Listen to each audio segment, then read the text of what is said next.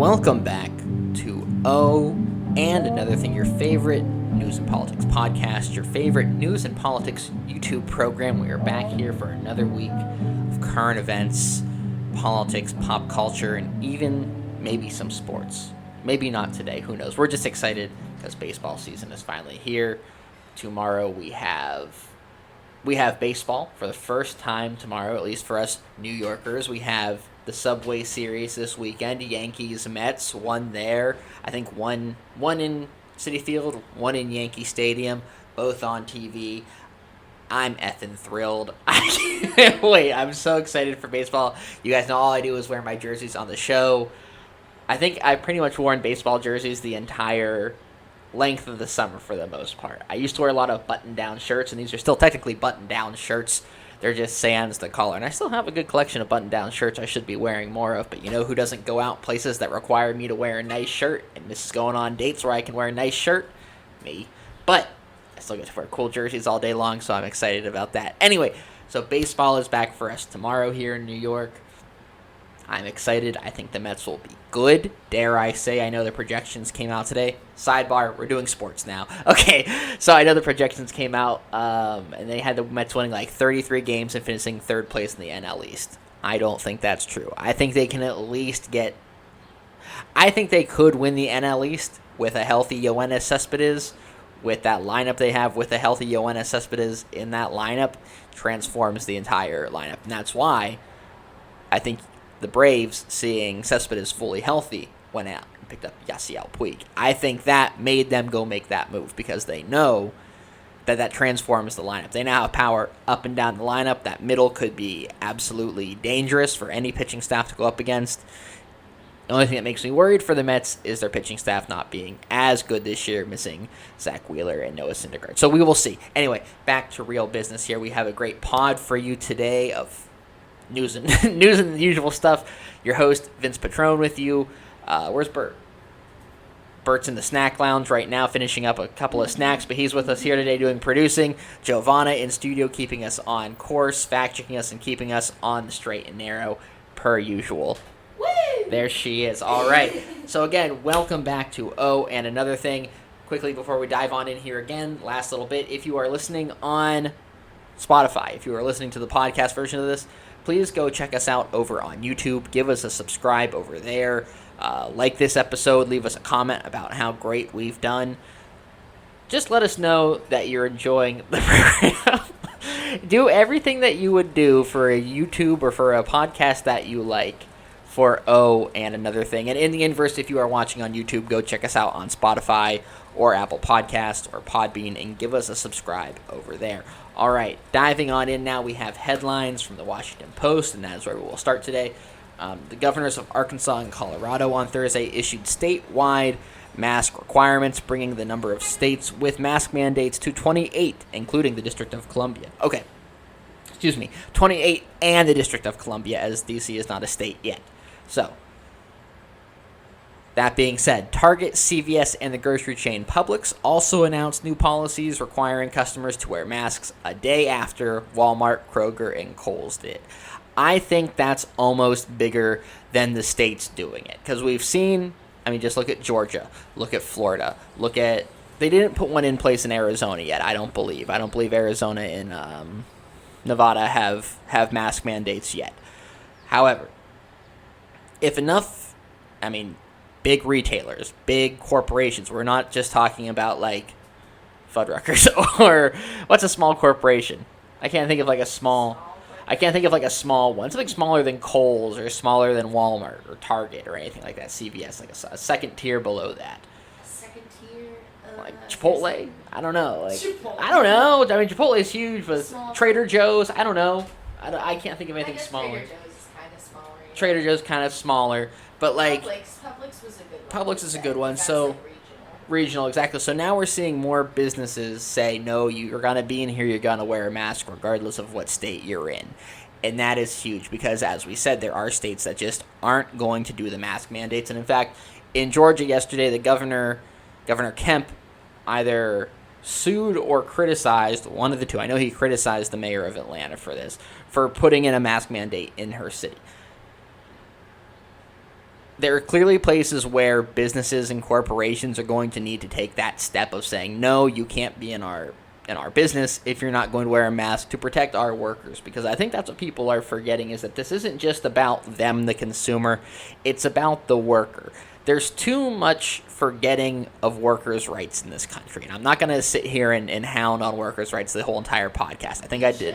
I should and I could, but I think I did that last week. And then we can always mix it in here and there whenever we want to. But these mandates aren't just about the people eating outside. These mandates aren't just about the people going into bars and restaurants. It's about the people working those places, the people that are doing the service for you that you couldn't live without.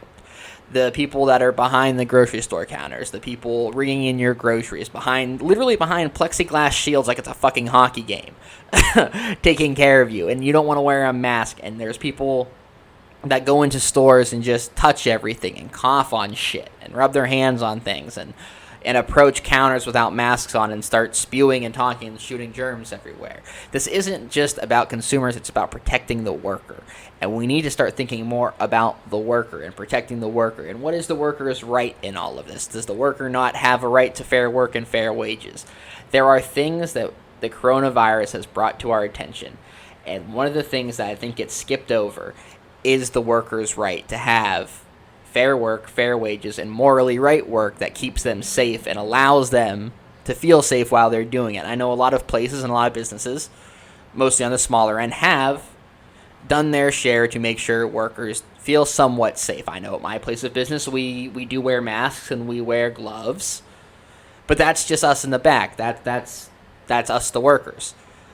We still get customers, and young people customers, which makes me even more upset, who come in from time to time. Not come in because I'm in New York and they can't come inside, but they come up to the stand where I'm working, essentially, and they don't have a mask on and they talk to us. And I mean, every now and then when I can, I'll tell someone put the mask up before they talk to me, but if someone comes up and they're already talking, I got to do the customer service job and start working, or else who knows what happens, because that is the plight of the worker right now. The other problem is, if, let's say, a worker stands up in a hospitality setting and a complaint is made and maybe the company goes with the customer. I'm not saying it would happen at my place of business, but it could happen in another one. That person could lose their job. And at a time right now when, again, restaurants are making half their money that they were making last year at this time, they simply will not be hiring. So that person simply will be without a job and possibly unable to collect depending on the grounds of their firing. So there are real issues here coming to light aside from just our government's inability to handle crisis. The economic and the worker side of things needs to be confronted and talked about a lot more. Moving on now from that, good job by Target, CVS, Walmart, all of them. I'm excited because in my town, and let me tell you why I'm very excited, the town I'm from has really a Walmart and a bunch of other little chains. But the Walmart is like Dunkin' Donuts and K Jewelers, Long John Silver's, A&W, Perkins, Eaton Park. That's just one stretch. I could probably name the whole stretch coming into my town. Let's see. Okay, so you drive in from, I believe, 219. Yes, I believe you're coming in from 219 at this point. So you're driving, and first you see what used to be the Ramada Inn and is now an electric company. You drive past that. There's a new hotel, a new bar and lounge. I think a Bar 401, something like that. You drive past. You have where there's always something happening. It's the Du Bois Mall, which used to be home to a Sears, a JCPenney's, Claire's, EB Games, formerly known as. Are those the big ones? Yeah, I think I said Dunham's, Old Navy.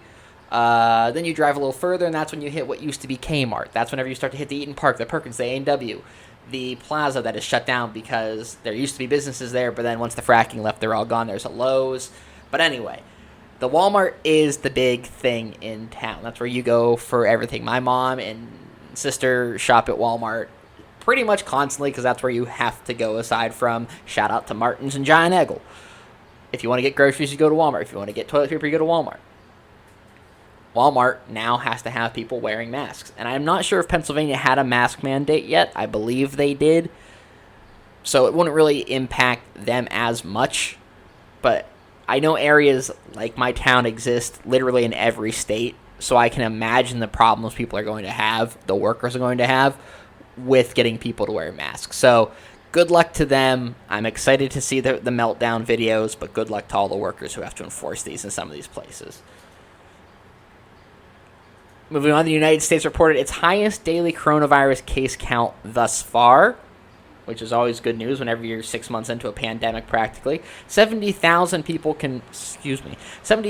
confirmed infections on Thursday. With severe outbreaks across multiple states and regions, medical systems are increasingly showing the strain with shortages of critically needed personal equipment and testing. Things aren't good. That's all there is to say there. Security officials announced Thursday that hackers linked to Russian intelligence services were trying to steal information from researchers working to produce coronavirus vaccines in the United States, Britain, and Canada. I don't know what the real impact of that is, but we do know that there was another big hack earlier in the week. Wednesday. Yeah. When did the blue check marks get taken down? What day was the blue check marks taken off Twitter? Was that Thursday? Was that yesterday? Wednesday, regardless what, I think it was Wednesday. That happened, but they had to shut down the accounts because they had major accounts like Joe Biden's, Barack Obama's, Elon Musk's, Bill Gates, a few other big ones got hacked, and the hackers put up this call for Bitcoin donations that would then be transferred to coronavirus relief. So in response, Twitter shut down all the blue checkmark accounts, and I gotta tell you, Twitter had never been more fun. It's really nice not to just run into the same article 6 times in a row for about an hour. Nice to get the little guys back on Twitter. See what the real average Joe Twitter user was talking about. We all had a good time. I know some people set up burner accounts. Out to Matt Iglesias, who thought he should set up a burner account to retweet his old tweets. That was stupid. Really embarrassing for them. Really. Wasn't it down for like 2 hours? Yeah, it was down for 2 hours, and they just can't tweet for 2 hours. Let's start a burner account. Ridiculous. Anyway, so that was fun. A nice hack. I hope nothing bad happens of it. I know they found. I don't know if the DM from Army. Did you a nice hack? I don't know if this was from the hack, but did you see Army Hammer? Is it Arnie or Army Hammer? The actor. Arm and Hammer. No, that's the deodorant. Well, I guess that's the baking soda that can be used as really anything kind of product. Maybe pay me for that. But they got a hold of his DMs, and he was going back and forth with this girl on Twitter, and it was very unsavory. It was just creepy stuff. It wasn't like, man, can't wait to get over there and DY, kind of stuff. But this is our deodorant. That's our deodorant. We use... Go ahead, get it close to the screen there. It'll be out of focus. But as you can see, we're an Arm & Hammer household here. So to see what Army Hammer was saying to that woman online, we are disgusted. I know. What did he say? I don't know.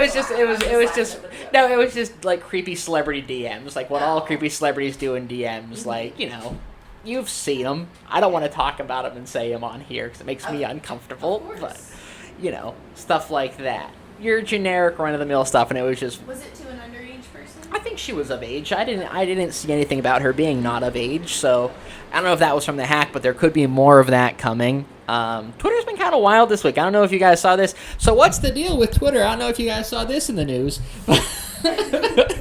But Chrissy Teigen went through and deleted, I think it was 60,000 old tweets and blocked a whole bunch. 60,000? She has that many? Maybe. Wow.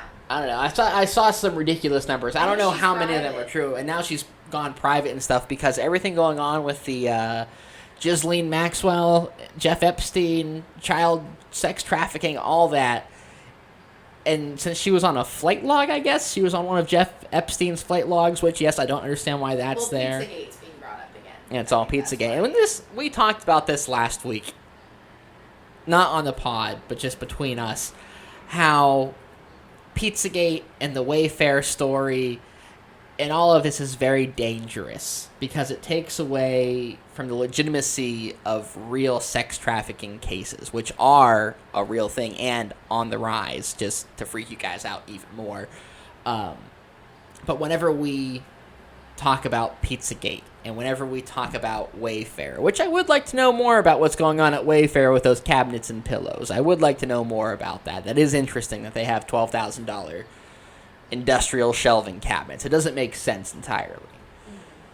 However, I think to go and jump directly to it being child sex trafficking, and I know there was evidence and names, and I know everything and all the evidence people put out on Twitter, but we need to be careful with this, because whenever people come back with a legitimate reason why those cabinets are as expensive as they are, and I'm not saying that them being industrial strength is legitimate, but it could be an input error for the price or anything. We need to be careful, because there are legitimate instances of child sex trafficking that then get watered down, and you have a boy who cried wolf scenario, essentially. We don't need to jump on every sex trafficking conspiracy theory. Granted, the Jeffrey Epstein one is true. We know that because of the FBI documents. That is different. Jeff Epstein and Ghislaine Maxwell's case, totally different than the case of the pizza shop in Washington, D.C. that was being used as the Clintons to sex traffic people. And ended up getting that pizza shop had a mass shooting inside of it. A man went in there with a gun and started shooting. I don't want that to be left out of this. A lot of these conspiracies start out on the QAnon websites, on Reddit, and subforums.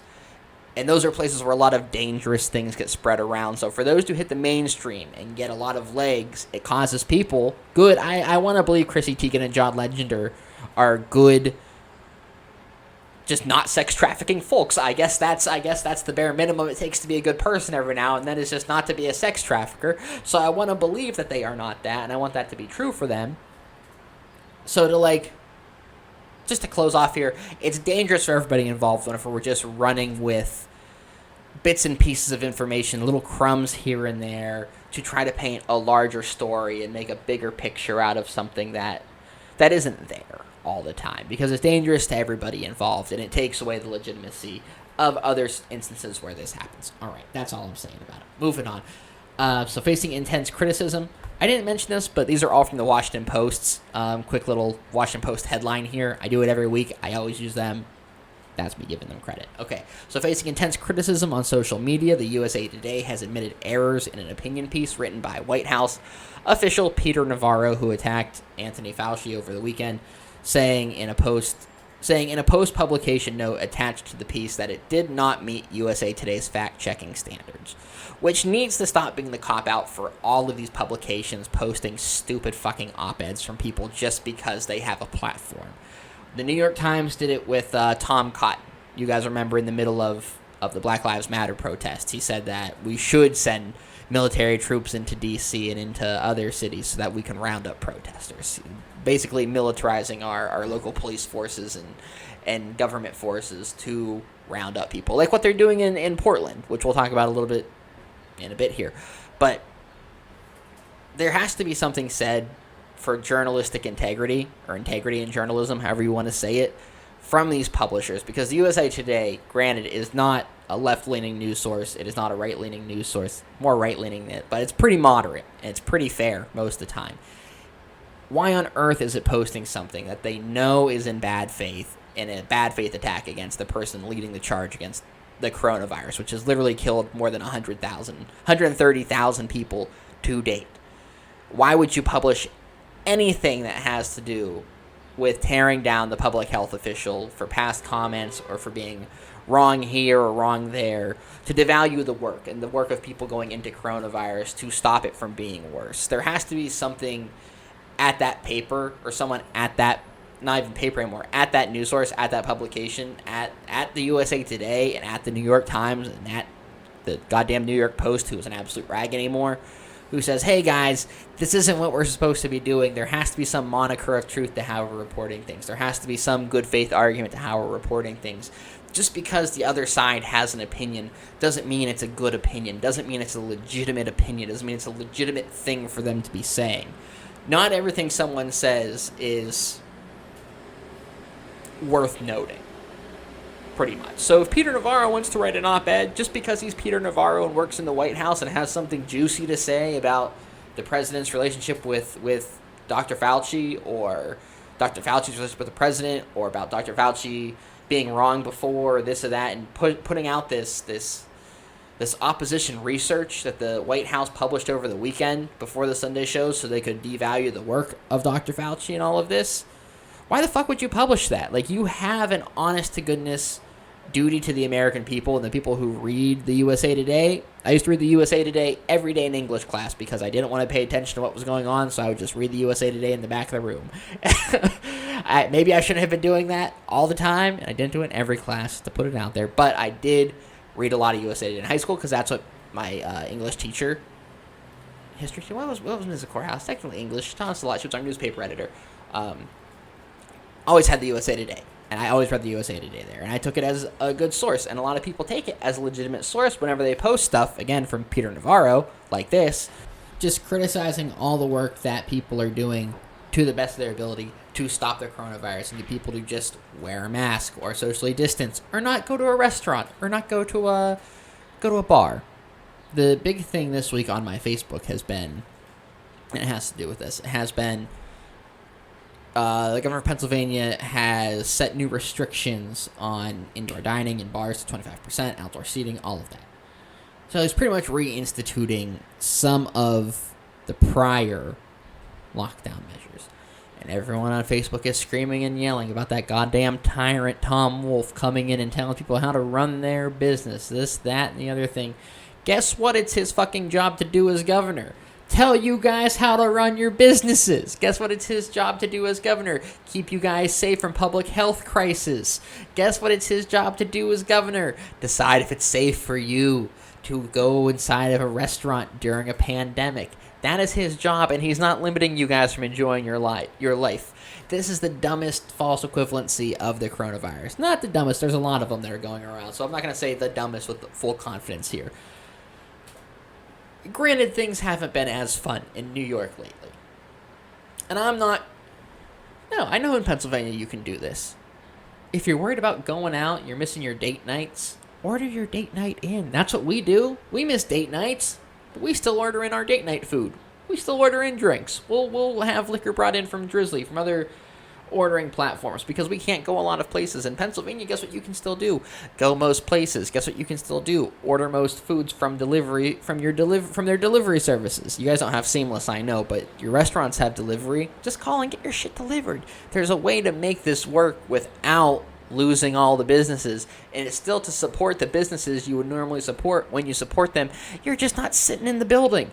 It doesn't matter. It doesn't matter if you're sitting in the building or not. You being there doesn't bring them any more profit than it does of you eating at home. It doesn't change their bottom line. Yes, less people are eating there because less people are doing delivery, but it's enough to maybe keep some of these places you're also worried about closing afloat. So you don't have to sacrifice everything you've been doing for the past however long you've been doing it, 54 years, however long you've been living in your small community where you're so worried about the businesses tanking. Do the things you would normally do. I know a lot of places like art stores and small local theaters and small local music venues, yes, they aren't going to rebound, and those places are screwed, and they'll need a bailout, and I hope that they do get a bailout from our government, because it is, again, our government's job to provide and protect its citizens by providing money to small, local theaters and restaurants and things so they can rebound and rebuild their communities after this. That's the government's job. The government's job is not simply just to start wars, and grandstand about terrorism. That is not the function of government. The function of government is not just to sit around and say that Democrats are trying to give out too much money or this, that, and the other thing that Republican leadership has done over the past, I don't know, however long the Republican Party has been not great. But over the past at least 10 years, past decade, that's not governing. Governing is supposed to be providing and supporting citizens, making life livable, keeping them safe. That is not what our government has been doing for the past decade, at least, under Republican control. So, all of that being said, there is one more thing driving me nuts this week, and it is the Goya beans. I'm begging all of us, and this is the last time I hope I have to talk about the Goya beans, to stop talking about the goddamn Goya beans. Because guess what?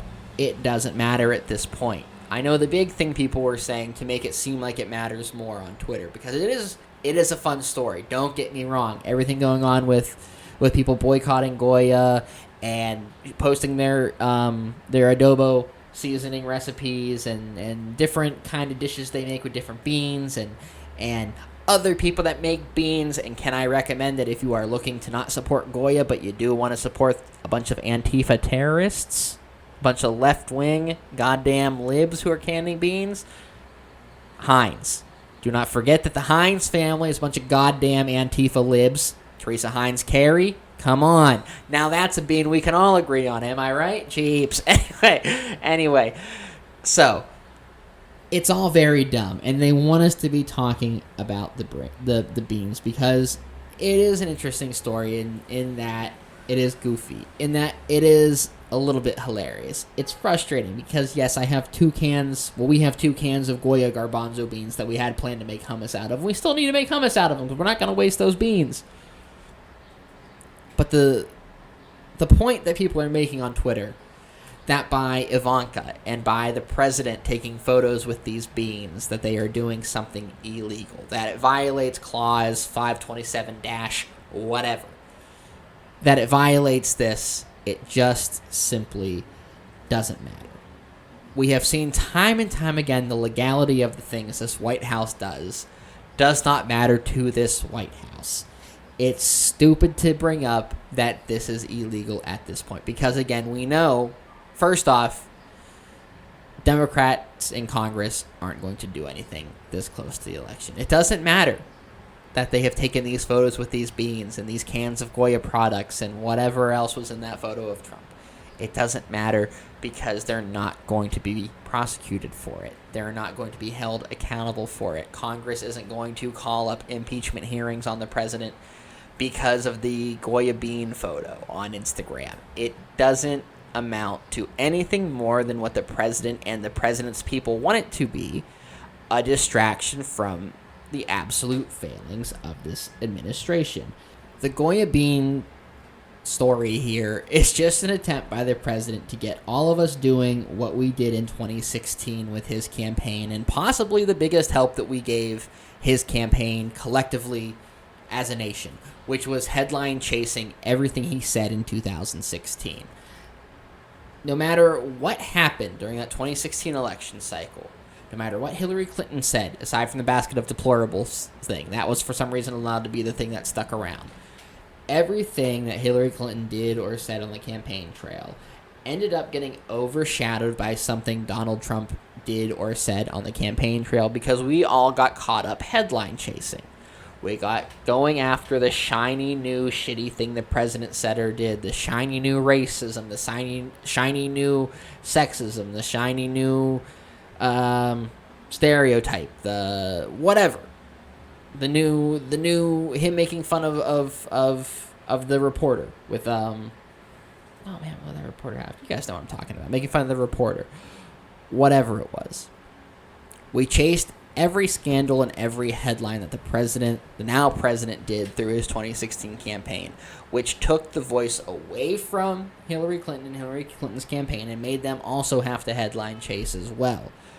By making the Goya Bean story a story and scream about how illegal it is and how they violated this act and how we need to pay attention because they're doing it again. There's too many people on Twitter, on law Twitter, I guess. I don't know what it is. Former legal scholar Twitter.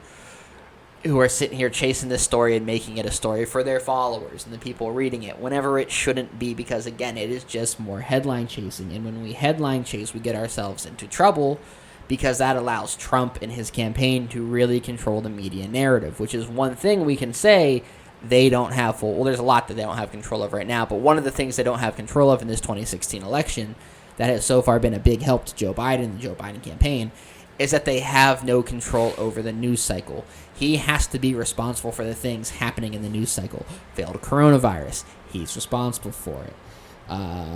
Cases being on the rise, deaths being on the rise, unemployment steadying out, 1.3 million new unemployment cases this week, less than had been happening. But don't forget, whenever they start to talk about how the numbers have come down from the peak, 30 million people, 33 million people unemployed is only 9 million better than 40 million people unemployed. That is not something to hang a goddamn banner over. We're not going to banner Michael for that. We're not going to do it. Business is closing again. Messy messaging, attacking experts and Dr. Fauci himself. The headlines that he's trying to distract us from with things like Goya beans, like these wacky press conferences in the Rose Garden, which we'll talk about here in a second, are designed only to keep us headline chasing. Because when we're headline chasing, the Democratic nominee, who in this case is Joe Biden, has to fragment their messaging and change the way they're fighting their campaign. What Joe Biden has been able to do is focus his campaign on policy. This week he unveiled a climate policy that he worked again with Bernie Sanders and AOC and the progressive wing of the party, and it is really comprehensive. It is really strong. And they found a way to sell it as not just an environmental package, but as a job package. It's going to create a ton of jobs in new sectors of green renewable energy and new resources of fuel. It's a good plan. And it's sold well.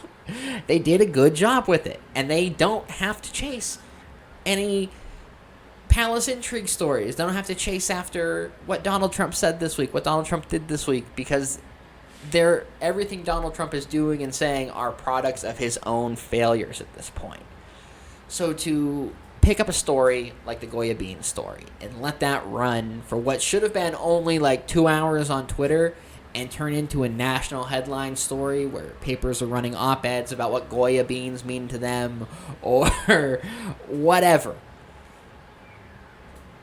It is playing right into all the Trump campaign really has left right now. Because if you even look at the polling, and I know we take all polling with an absolute grain of salt here, I know another thing, but all of the polling that came out this is from Quinnipiac this week, they put out a list of Biden versus Trump the issues.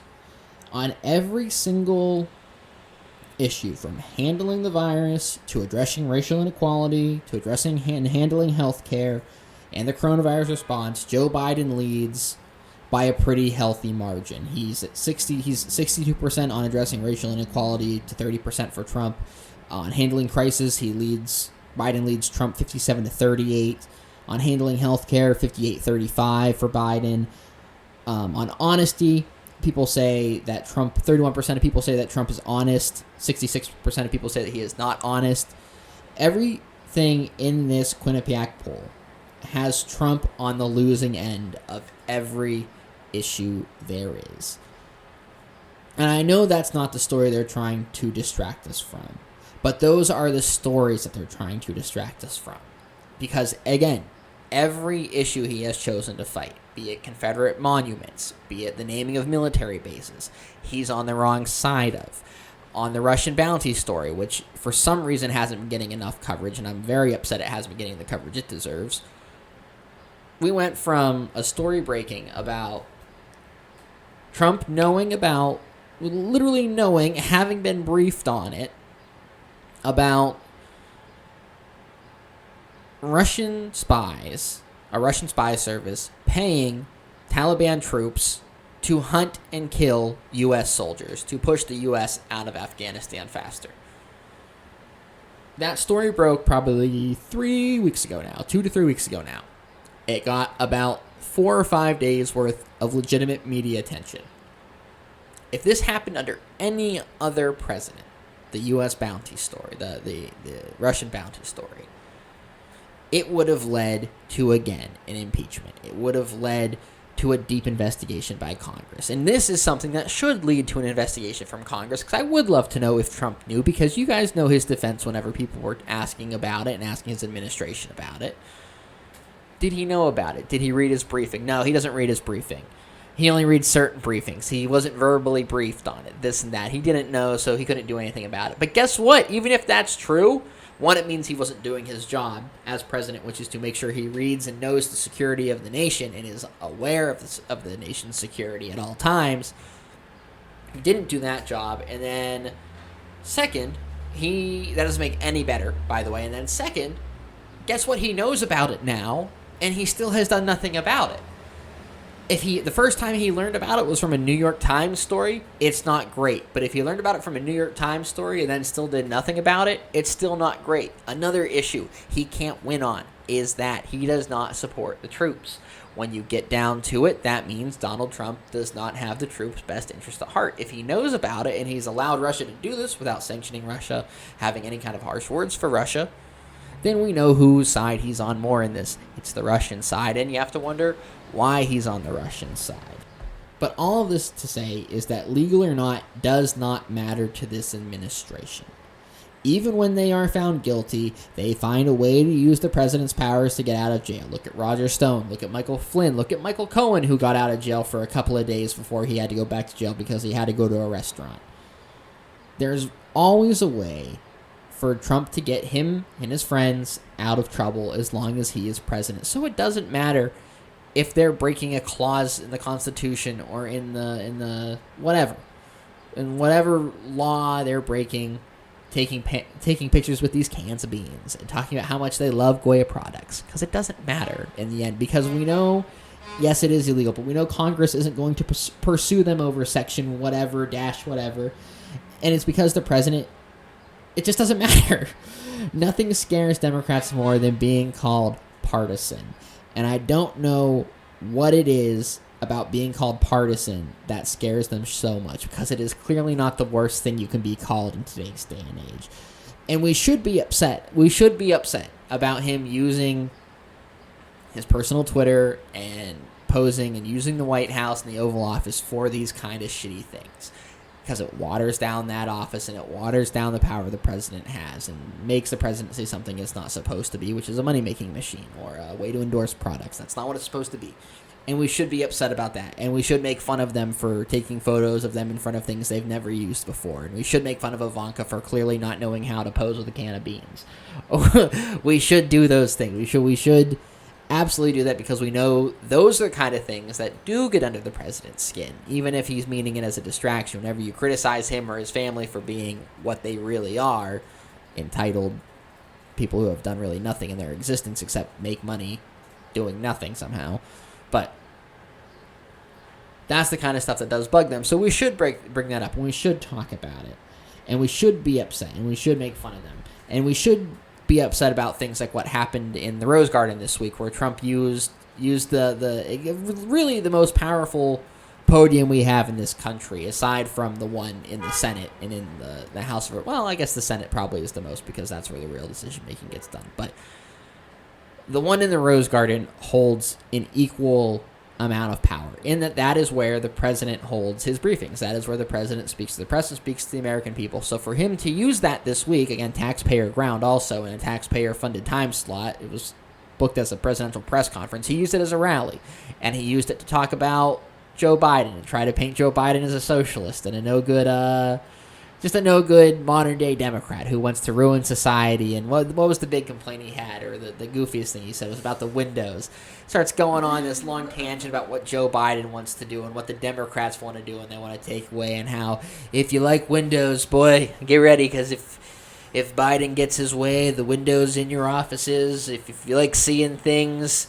You got about 5 good years left of seeing things, and I hope you're ready for offices that are really hot in the summertime and really cold in the wintertime. He's anti-window and all this shit, and he's talking about literally nothing in his policies. He's talking strictly about making up lies about Joe Biden's policies and telling them in the Rose Garden, in front of the press, nationally televised, and again, behind a podium that has a lot of weight.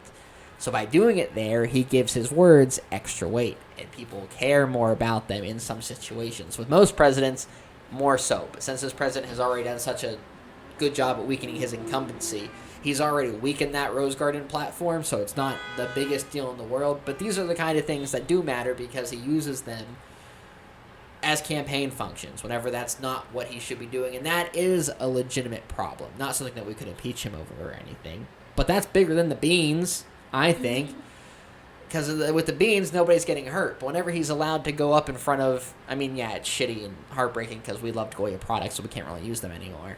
But whenever he has the free reign of the national media on him in the Rose Garden, he goes out there to just lie about Joe Biden and lie about his political enemies and push his agenda and have a literal campaign event that usually would have happened in some plague-filled room in the middle of the Midwest. When you allow that to happen in the Rose Garden and just let it be normal, that's where the problems arise. And I have to give the press credit, because they did not allow it to be normal. The first question asked by the president from the press to the president at the end of that Rose Garden presser this week was, "Sir, you just went on for the better part of an hour? Question. what a good way to phrase it, because that is what he did. He went on for the better part of an hour about who knows what. And those are the kind of things that we should be alarmed about, because those are real abuses of his platform and real things that people hear and see and listen to. And because it gets broadcast into homes, people who don't know any better that are watching Fox News see this and they say, oh my goodness, he has a point, and look, he's saying it at the White House. Oh, he's got a point. And maybe it doesn't mean so much that he's at the White House to them, but they see it happening and they see it broadcast, and it's free publicity for him in a campaign that needs all the help they can get at this point. As we know, they just fired Brad Parscale, who funny enough, has to find something new to do, like the rest of the unemployed masses. Ivanka has given the advice to just find something new. Just go find something new. If you're a restaurant worker who can't find work, just find something new. There's plenty of new stuff out there. Said by somebody who's always been able to try whatever new thing she wants to. This is another privilege that the rich have that we should talk about real quick, is that whenever Ivanka Trump says, and we'll close on this, I don't want to close on this, but we will. When she says try something new, remember that's coming from the mouth of somebody who, because of who her father is, because of the money her father has been able to just try anything new that they want, which speaks to why our government is so out of touch with what the people really want. A funny thing was going around this week, and now we'll close it out. It wasn't funny because it was really serious for me to tie things in as a Mets fan. As you know, the Mets are, maybe you don't know, the Mets are for sale right now. There's a bunch of bidding groups. Steve Cohen offered to pay $4 billion, a ton of money for the Mets and the TV network company, the Mets, SNY. A-Rod and J-Lo have an ownership party together. Though that's on shaky ground now, because I didn't tell you this morning, but A-Rod last night or yesterday said that he believes that there should be salary caps for players so they can only make so much money, which is a wild thing for literally the formerly highest paid player in Major League Baseball to say. And also for someone who's struggling to buy a team to say. So he's already being cheap, which isn't great. So I'm already praying for Steve Cohen, even though it's the first time I've ever prayed for a hedge fund manager to have good luck. And then we found out that there was also the guys who own the Sixers and a couple other teams, but they brought in a mystery buyer.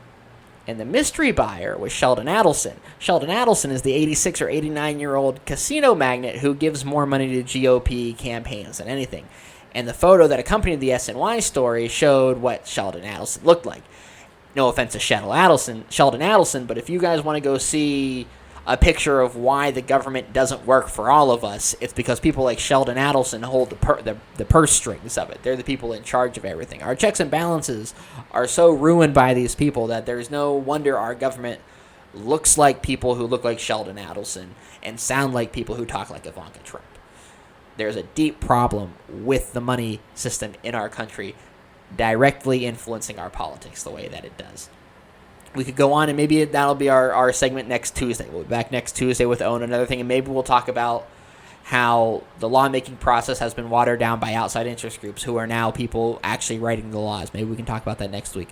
But whenever you hear people like Ivanka Trump say things like, oh, just try something new. You lost your job this month. Why don't you just go be a carpenter? Oh, you lost your barista gig this month. Why don't you go try being an electrician? It doesn't just work like that. I would love to try that, absolutely. But that's not just how things work. Oh, it didn't work for you here. Go try getting into a PR firm. Why don't you get on the board of some law firm and do something there? That's not how it works for all of us. Not how it works unless your father is very, very rich and you have one of the biggest names in the country. That's why the government doesn't work for you, because it looks like Sheldon Adelson and it talks like Ivanka Trump. So, again, thank you guys for listening to and Another Thing. We'll be back on Tuesday, next Tuesday. I don't gotta work, baby. So I'll be back with more and Another Thing for you for the midweek edition that you've missed the past 2 weeks. And we'll be back on Friday also. So again, thank you for listening. Be back next week. Have a great weekend. Keep fighting the good fight. Oh, shit. Speaking of the good fight, before we close it up, we didn't talk about the scariest thing this week. Oh, no. Okay. Rescind the farewell. Okay, brought back. So, the big story today on the Washington Post, the lead story on the Washington Post, was a story out of Portland, Oregon. We meant to talk about it whenever we were talking about the Fauci stuff, but I got past it. There's a story going around right now how protesters in Portland are being picked up off the street by federal forces dressed in full Army tactical camo gear from unmarked vans. What sounds fucking bonkers in this case is 100% true, as there is video evidence and there has been investigations and there are multiple reports of this happening, and it's catching on. And it's finally the lead story in the Washington Post. But just to be clear, there are literally federal agents riding around the city of Portland, picking up people off the street who are using their First Amendment right to protest, saying that it's an unpeaceful assembly, so they're using those grounds to literally just pick people off the street, put them in the back of vans, take them to hotels, and interrogate them. It happened here in Long Island City this week, where a person was walking home from his job, saw 2 police officers not wearing masks, so he took pictures of those police officers to hold them accountable, because who watches the police officers? We have to watch the police officers. Takes a picture, they arrest him, they chain him to a desk in a hotel in Long Island City, go through his bag, start being homophobic toward him because he had pictures on his phone of guys and stuff, so they started saying he had all these pictures of guys, he should have more pictures of girls, this, that, and the other thing, being absolutely disgusting to this man, and finally setting him free at the end of the night whenever they had nothing to charge him on, after holding him and looking for things through his personal, literally going through his personal belongings, going through his cell phone, breaking into his cell phone by holding the Face ID scanner up to his face to get into his cell phone. These are the kind of things that police forces and federal forces are using across the country now, we can say, to suppress the voice of people using their First Amendment right to protest the things going on in this country right now, be it Black Lives Matter, be it the economy, whatever, the workers' rights movement, everything that is going on in Portland and around the country, mostly with the Black Lives Matter movement protests, they're working to suppress it in whatever means they can. And I want you to know, before we sign off here, that what they're doing in Portland is just a blueprint for what they want to do everywhere else. That's why it's even more important than ever, we'll close it here, for you to vote, for you to find a state that you can send money to help with their voter registration movements, to help them get more people registered to vote, so we can get these people that clearly don't want us to have our freedoms out of office now. Out of office immediately. Okay, so thank you for listening to and Another Thing. We'll be back on Tuesday with more. We'll be back with Friday with even more. Thank you for listening. Have a great weekend, and be safe out there.